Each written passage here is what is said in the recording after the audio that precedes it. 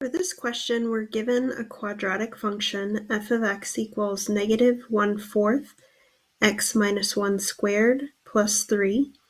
This is a quadratic function in vertex form. And it says address the following. Well, the following is that we want to find the x-intercepts and the y-intercepts of this quadratic function.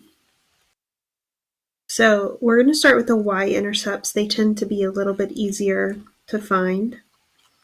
So to find a y-intercept, we're going to let x equal 0.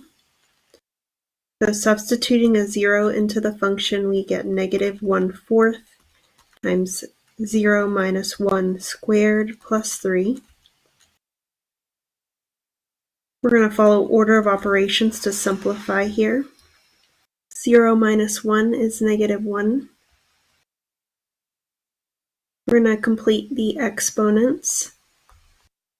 So negative 1 squared is 1. 1 times negative 1/4 is negative 1/4 plus 3. So we need to get a common denominator to add these together. So I have a denominator of 4 on the first fraction, so I'm going to multiply by 4 over 4, so I have a denominator of 4 in the second one.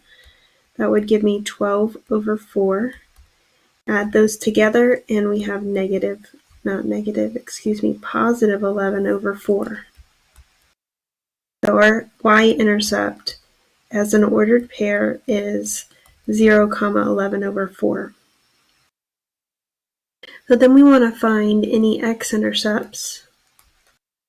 And you find x-intercepts by letting y equal 0.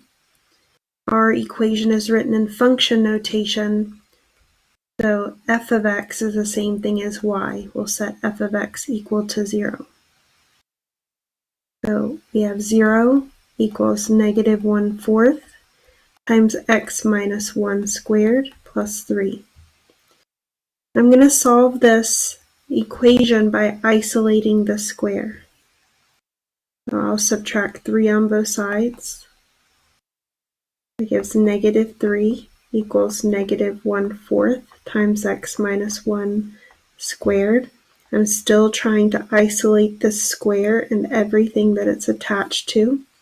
I'll multiply by the reciprocal of negative 1/4, and that is negative 4 over 1. So negative 4 over 1 times negative 3, that's 12, equals x minus 1 squared. Now that I've got the squared isolated, I'll get rid of the square by square rooting both sides.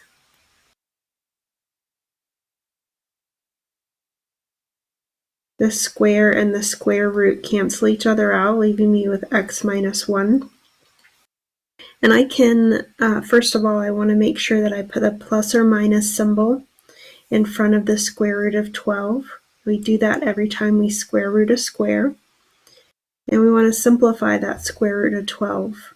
That's going to be 4 times 3. 12 is 4 times 3. Square root of 4 is 2, and the 3 will stay inside the radical. So finally, I'll get x by itself. I'm going to add 1 to both sides, and we have x equals 1 plus or minus 2 square root of 3.